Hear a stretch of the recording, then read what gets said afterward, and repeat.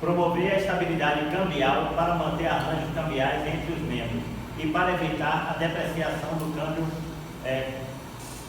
competitivo, para auxiliar o estabelecimento de um sistema multilateral de pagamentos em relação às transações correntes entre os membros e a eliminação das restrições cambiais que dificultam o crescimento do comércio mundial, para dar confiança aos membros, tornando os recursos gerais do fundo temporariamente disponíveis para eles sob salvaguardar adequadas, proporcionando assim com a oportunidade de corrigir desequilíbrio das suas balanças de pagamento sem recorrer a medidas prejudiciais à prosperidade nacional ou internacional.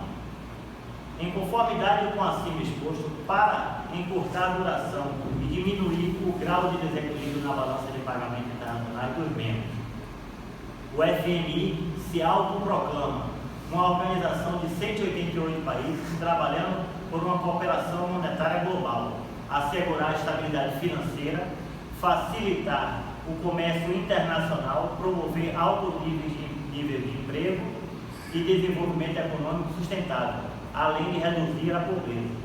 Ressalta-se, com exceção da Coreia do Norte, Cuba, Andorra, Mônaco, Tuvalu e Nauru, todos os membros da ONU são membros do FMI.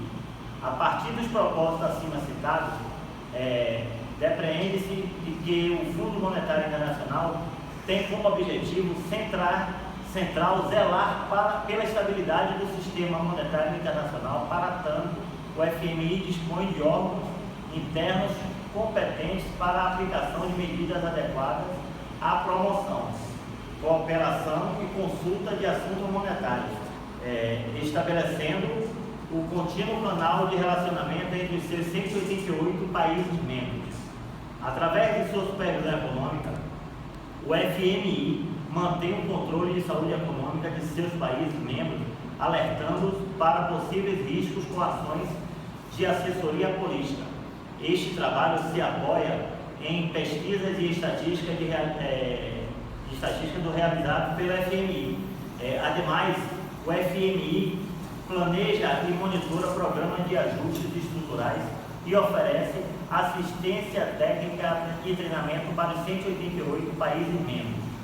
Portanto, as diretrizes do FMI foram estabelecidas para evitar que desequilíbrios nas balanças de pagamentos e nos sistemas cambiais dos países membros, que possam prejudicar a expansão do comércio e dos fluxos capitais internos, internacionais, atuando como uma agência supranacional de caráter permanente para reguiar e fiscalizar o sistema financeiro internacional.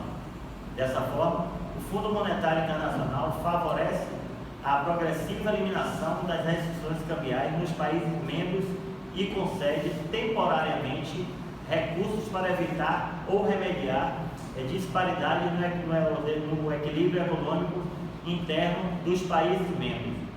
Conclui-se que a evolução do FMI continua ocorrendo de maneira ininterrupta e sincronizada com a economia global ao longo de sua história de 65 anos, permitindo que a organização mantenha seu papel central na arquitetura financeira internacional. Bom, quanto às formas de empréstimo, uma das principais funções do FMI é conceder empréstimos a países membros que enfrentam problemas concretos ou potenciais no balanço de pagamento. Essas assistências financeiras contribuem para os esforços dos países para reconstituir suas reservas internacionais, estabilizar a moeda, manter em dia o pagamento das importações e restaurar as condições para um crescimento econômico vigoroso, enquanto tomam as medidas necessárias para corrigir os problemas subjacentes. Ao contrário dos bancos de desenvolvimento, o FMI não financia projetos específicos. Um país membro pode solicitar assistência financeira ao FMI quando tiver uma necessidade real ou potencial litigada ao balanço de pagamentos, ou seja, quando não conseguir obter financiamento suficiente e em condições acessíveis para efetuar seus pagamentos internacionais líquidos e, simultaneamente, manter um volume apropriado de reservas. Os empréstimos do FMI proporcionam uma margem de segurança que amortece o impacto das políticas de ajustes e reformas que o país terá que adotar para corrigir os problemas do balanço de pagamento e restaurar as condições para um crescimento econômico vigoroso. O volume de crédito concedido pelo FMI varia muito com o tempo. Após o choque do petróleo dos anos 70 e a crise da dívida dos anos 80, verificou-se um forte aumento dos empréstimos do fundo. Nos anos 90, o processo de transição na Europa Central e Oriental e as crises nas economias de mercado emergentes levaram a novos picos de demanda para os recursos do FMI, que permaneceu elevada no início da década de 2000, por causa das profundas crises ocorridas na América Latina. Os empréstimos do FMI voltaram a crescer a partir do final de 2008, quando o período de fluxos de capitais abundantes e baixa precificação do risco foram sucedidos por um processo de deslavagem global, na esteira da crise financeira das economias avançadas. Mediante solicitação de um país membro, o FMI concede um empréstimo no quadro de um acordo que, quando apropriado, pode estipular políticas e medidas específicas que o país concordou em implementar para solucionar os problemas de balanço de pagamento. O programa econômico em que se baseia o acordo é formulado pelos países em consulta com o FMI e é apresentado à diretoria executiva do FMI em uma carta de intenções. Uma vez que, aprovado pela diretoria, o empréstimo normalmente é liberado em parcelas sucessivas à medida que o programa econômico é executado. Alguns acordos proporcionam aos países uma única oportunidade de ter acesso imediato aos recursos financeiros do FMI.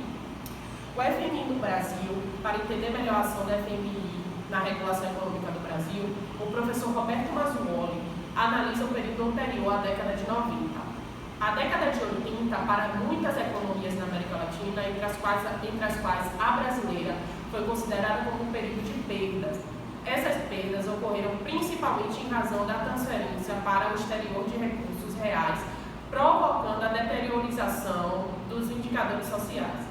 Ainda que em outra época deixou evidente que a economia brasileira foi afetada negativamente ao adotarem as medidas de ajuste recomendadas pelo FMI, limitando os avanços brasileiros no campo econômico. Obviamente, não podemos atribuir o cenário desastroso da economia brasileira na época somente aos ajustes trazidos pelo FMI, mas temos e devemos considerá-las, pois tiveram o efeito de retardar o crescimento econômico. O resultado dessa má administração econômica e a piora do cenário mundial acarretou na denominada década perdida. Com a economia brasileira deteriorada, a ida ao FMI foi inevitável e acarretou em menos investimentos para o setor público, uma elevada desvalorização cambial, taxas de juros elevadas e inflação. Todos esses ajustes para que o Brasil pudesse receber um empréstimo de fundo. Quando, do acordo com o fundo mediante a carta de intenções, no caso brasileiro, as chamadas recomendações eram a liberação econômica, a estabilidade da moeda e o ajuste fiscal. Nesse momento, ocorreu uma grande onda de privatização das empresas brasileiras, que, juntamente com a liberação do mercado nacional, custou ao país 500 mil de empregos que foram extintos. No século XXI, o Brasil tem evoluído no aspecto econômico e vem mantendo algumas metas de acordo com o fundo. Tem melhorado o seu conceito no mercado financeiro, contudo, deve analisar o futuro desse modelo implantado, com o mercado externo aberto e o crescimento do setor privado, pois na ocorrência de turbulência e o ciclo de crédito cessar, o país pode enfrentar uma crise sem igual.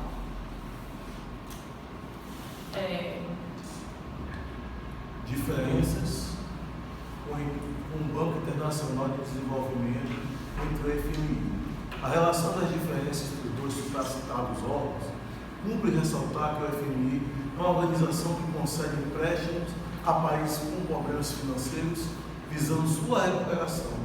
Deste modo, estabelece então regras que devem ser obrigatoriamente serem seguidas para o sucesso das metas estabelecidas pelo órgão. Portanto, a atuação da FMI é essencialmente econômica, visando a manutenção de problemas tanto econômico quanto financeiro do país necessitado. O objetivo aqui é essencialmente conjuntural, visa-se assim a solução de um problema financeiro, tanto que os seus créditos são de curto prazo. Já o BID, o Banco Internacional de Desenvolvimento, é uma instituição cujo escopo é auxiliar o desenvolvimento de regiões hipossuficientes através do progresso econômico e social de seus membros, por meio da melhora da produtividade e qualidade de vida destes países. Neles são concedidos empréstimos não só aos Estados, mas também às empresas, desde que esta demonstre projeto de implantação com garantia de governo, que neste caso o objetivo maior é de natureza estrutural, visando garantir que o governo necessitando construir uma estrutura econômica capaz de tirá-lo da situação de hipossuficiência. Outro exemplo disso é a concessão de créditos de médio e longo prazo, bem como o oferecimento de assistência técnica e assessoramento na forma de análise dos mais diferentes setores do país. No entanto, são comuns até as críticas às duas instituições supracitadas, postos que, consoante organizações internacionais, ambas não cumprem sua finalidade de maneira plena. No caso do FMI, tal órgão possui uma estrutura de concessão dos empréstimos que ajuda o país a ter o controle sobre suas dívidas, porém não possibilita a sua dependência financeira.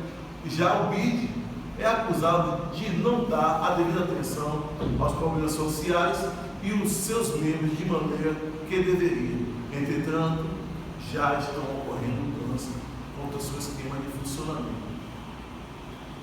Eu vou falar um pouco sobre a crítica que ocorreu durante o FMI, que, segundo pesquisadores, existe indício de que o Fundo Monetário Internacional teria auxiliado no financiamento das ditaduras militares, cujos interesses estavam em consonância com os Estados Unidos e da Europa. Neste exemplo, insere-se o Brasil, em que o Marechal Castelo Branco recebeu milhões de dólares negados anteriormente em outros governos democráticos. Os críticos argumentam também que o FMI não costuma respeitar os direitos humanos e sociais dos países nos quais realizam empréstimos, sendo alvo de grupos com o movimento anti-globalização. A estabilidade em países subdesenvolvidos tem gerado confiança ao modo de funcionamento do fundo, devido às austeras medidas de concessões de empréstimos. Stephen diz ainda que este órgão possui um sistema de meta próprio, diferente dos países aderidos. Entretanto, já estão ocorrendo mudanças quanto ao seu esquema de funcionamento. Então, conclui que, diante do exposto sobre o FMI, o Fundo Monetário Internacional fora criado com o escopo de auxiliar na reconstrução do sistema monetário internacional pós-Segunda Guerra Mundial, como foi de adesão de uma política econômica liberal. Entretanto, sua estrutura não deve ser confundida com o do Banco Internacional para o Desenvolvimento, criado na mesma época, porém com foco de desenvolvimento social. Além disso, foi possível compreender o modelo de funcionamento do órgão como um todo durante os seus anos de existência, o que permitiu identificar falhas em suas atuações. Com o propósito da Conferência de Bretton Woods, para o qual foi criado, tal informação é sem dúvida importante para todos os cidadãos brasileiros, na medida em que influencia na escolha do governo, dos governantes que estejam diretamente alinhados com o órgão, bem como aqueles que estejam preocupados com o desenvolvimento. Assim, podemos resumir que o FMI ele foi criado para ajudar os países que estão em uma situação econômica muito baixa, concedendo um empréstimo através dessa junção que foi feita para criar assim, um banco para ajudar esses países quebrados. Então, aqui apresentamos a nossa organização internacional chamada FMI. Muito obrigado.